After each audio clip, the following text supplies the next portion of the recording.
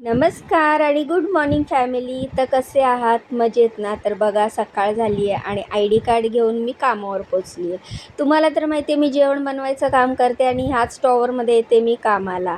तर आज शनिवार आहे, त्यामुळे सुट्टीचा दिवस आहे, त्यामुळे मी 8 वाजता कामावर आलेली आहे.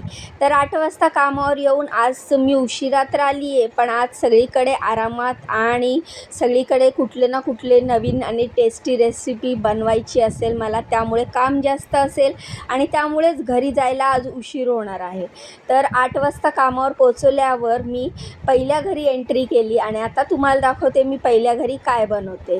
तर चला माझ्याबरोबर घरी आणि मग बघा मी तिकडे काय रेसिपी बनवते. तर पहिल्या घरी एंट्री केल्यावर इकडे बनवलेली आहे पेढ्याचा पराठा. आता तुम्ही म्हणाल पेढ्याचा पराठा, तर मागच्या व्हिडिओत मी तुम्हाला सांगितलं ना, प्रसाद म्हणा, मिठाई म्हणा, खाऊन कंटाळा आला असेल आणि थोडासा उरला असेल तर हे असं मस्त पुरणासारखं त्याच्यामध्ये भरायचं आणि असा मस्तपैकी असा क्रिस्पी भाजून तेल तूप तुम्हाला जे आवडतं ते लावून असा टम्म फुगणारा पराठा बनवायचा.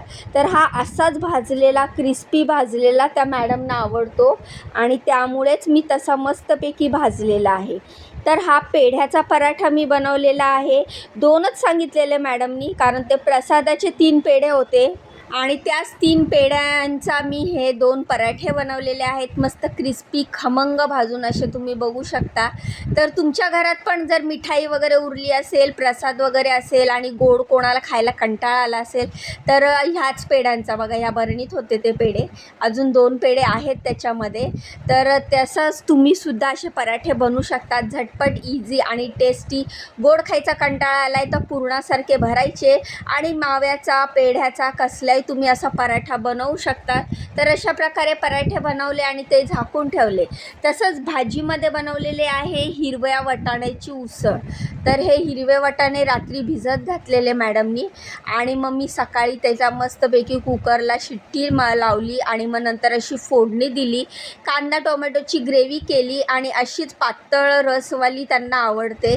ज्या ज्या घरी मी स्वयंपाकाचं काम करते त्या त्या घरी त्यांच्या टेस्टनुसार त्यांना जसं आवडतं त्या हिशोबाने मी स्वयंपाकाचं काम करते. इकडे आपलं डोकं चालवायचं नसतं. त्यांना जेवढं पातळ पाहिजे, त्यांना जेवढा रस पाहिजे, त्यांना जशी ग्रेव्ही पाहिजे तसं बनवायचं असतं.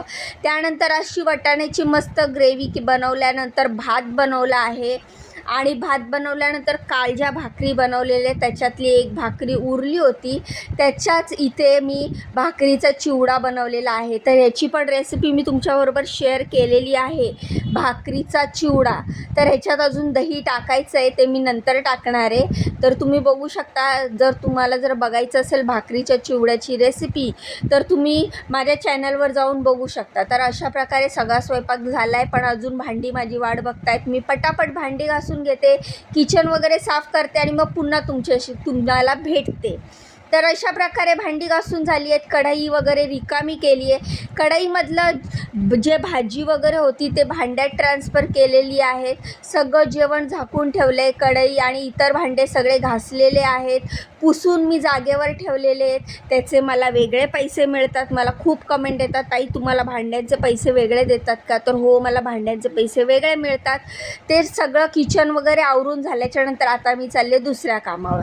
तर चला माझ्याबरोबर दुसऱ्या कामावर आणि तिकडे तुम्हाला दाखवते की मी आज तिकडे काय स्पेशल बनवणार आहे. कारण आज तिकडे पण एक स्पेशल डिश मी बनवणार आहे. कोणती ती आहे मलाई व्हेजिटेबल पनीर कोफ्ता. तर पनीर कोफ्ता तर तुम्ही खूप ऐकलंच असेल, पण ह्याच्यामध्ये मी व्हेजिटेबल ॲड करणार आहे, मलाई म्हणजेच क्रीम ॲड करणार आहे आणि अशा प्रकारे मस्तपैकी मलाई व्हेजिटेबल पनीर कोफ्ता या घरात आज आपण बनवणार आहोत. त्याची पण फुल रेसिपी जर तुम्हाला पाहिजे असेल तर कमेंट करून सांगा, मी माझ्या चॅनलवर लवकरच अपलोड करेल. तर बघा, दरवाजाची बेल वाजवली आणि घरात एंट्री केली आणि 10 वाजता पोचल्या पहिले मॅडमना आणि सरांना नाश्ता दिला, इडली, सांबार आणि चटणी. तर ह्या इडल्या बनवलेल्या मस्तपैकी, त्यानंतर सांबार बनवला आहे, चटणी दाखवते, थांबा जरा. लाल चटणी बनवलेली आहे, खोबऱ्याची बनवलेली नाही आहे. कारण गेल्या 4-5 दिवसापूर्वी म्हणजेच गेल्या आठवड्यात आपण इडल्या बनवलेल्या, तेव्हा पांढरी चटणी बनवलेली. मग आज आपण लाल चटणी बनवलेली आहे. तर आज नाश्त्यामध्ये मस्तपैकी अशा इडल्या बनवलेल्या आहेत, त्यानंतर सांबार बनवलेला आहे आणि लाल चटणी बनवलेली. हीच ती लाल चटणी आहे. ह्याच्यात अजून फोडणी टाकायची आहे. तर ह्याची पण रेसिपी तुम्हाला पाहिजे असेल तर मी लवकरच शेअर करेल. त्यानंतर लंचसाठी बनवलेली आहे मलाई व्हेजिटेबल पनीर कोफ्ता. तर हा मलाई व्हेजिटेबल पनीर कोफ्ता आहे. किती छान दिसतोय ना, तेवढाच टेस्टी झालेला, यम्मी झालेला आणि झटपट झालेला. मॅडमना आणि सरांना खूप आवडला. त्यानंतर जिरा राईस बनवलेला. तर भात अजून शिजतोय. भात शिजून झाल्याच्यानंतर मस्तपैकी जिरा आणि काजूची फोडणी देणार आहे. तर मलाई पनीर व्हेजिटेबल कोफ्ता तुम्ही कसा बनवता मला कमेंट करून नक्की सांगा. आणि मी हा असा बनवलेला आहे. मस्त त्याच्यात मलाई टाकलेली आहे, त्यानंतर पनीर व्हेजिटेबल भरपूर टाकलेला आहे आणि खूपच टेस्टी, खूपच यम्मी झालेला आहे. तर बघू शकता तुम्ही. आणि हो, सगळ्यात महत्त्वाची गोष्ट म्हणजे आपण अजिबात काही फ्राय बी केलेलं नाही आहे. तर एअर फ्रायरमध्ये पण बनवलेलं नाही आहे. आता तुम्ही म्हणाल फ्राय नाही केलं म्हणजे एअर फ्रायरमध्ये बनवलं, तर एअर फ्रायरमध्ये बनवलेलं नाही आहे. हे मी नवीन ट्रिक बनवलेल्या आहेत आणि तीच ट्रिक बघण्यासाठी तुम्हाला माझा हा व्हिडिओ बघावा लागेल. तर मी तुम्हाला व्हिडिओ लवकरच शेअर करेल मलाई व्हेजिटेबल पनीर कोफ्त्याचा. तर बघा, मस्त टोडूचा नाश्ता झाला आहे आणि टोडू मस्त झोपलेला आहे, म्हणजे झोपायच्याच तयारीत आहे. आणि माझं पण सगळं काम आवरलं आहे, किचन गॅस क्लीन केला आहे आणि मी आता चालली आहे घरी. तर माझी दोन्ही कामं झाली आहेत आणि मी घरी चालली आहे. तर आता घरी जाऊन घरची ड्युटी सुरू. प्रत्येक बायकांचं आपलं असंच असतं ना, कामावरनं घरी गेल्यावर आपल्याला घरची ड्युटी सुरू असते. असं नसतं की घरी गेलं की आपल्याला आयतं ताट मिळतं. त्यामुळेच म्हणतात की बाईचा जन्मच ह्यासाठी असतो, घरी पण काम, बाहेर पण काम. बाई तर माहेरीसुद्धा गेली तरी पण तिला तिथेसुद्धा आराम मिळत नाही. माहेरीसुद्धा आपल्याला काम करावंच लागतं. कारण की बाईपेक्षा तिच्या कामाला जास्त महत्त्व असतं. तर ती किती काम करते, किती मदत करते, किती कामं तिला येतात, यावरूनच बाईची ओळख होते. तर अशा प्रकारे मी कामावरनं घरी आली. इडलीचं पीठ भिजत घातलं होतं. तर 3.5 वाट्या तांदूळ घेतले होते मी. हे रॅशनचेच तांदूळ आहेत. 3.5 वाटी तांदूळ आणि 1 वाटी उडदाची डाळ, अशा प्रमाणात मी हे भिजत घातलेलं आहे.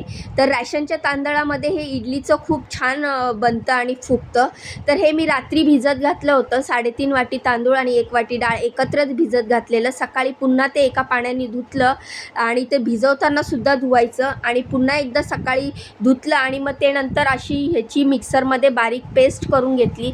बॅटर जास्त होतं म्हणून मिक्सर असं खालीच लावलं आणि व्यवस्थित बसून अशी बारीक पेस्ट करून घेतली. सगळं बॅटर वाटून झाल्यानंतर हे संध्याकाळपर्यंत चांगलं फर्मेंट होण्यासाठी बाहेरच ठेवायचं, फ्रीजमध्ये अजिबात ठेवायचं नाही. तर फ्रीजच्या बाहेर ठेवून हे चांगलं फर्मेंट होऊ द्यायचं, जेणेकरून हे पीठ छान फुगतं आणि इडली आणि डोसे मस्त स्पॉन्जी बनतात. तर तुमचं काय प्रमाण आहे इडली डोस्याचं बॅटरचं मला कमेंट करून सांगा. तुम्हीसुद्धा घरामध्येच असं बॅटर बनवता का? ह्याचा एक फायदा असतो, कारण मुलांना पोट भरून खायला मिळतं. माझ्या घरात इडली आणि डोसे खूप आवडतात. तुम्हाला आवडतात का? कमेंट करून सांगा.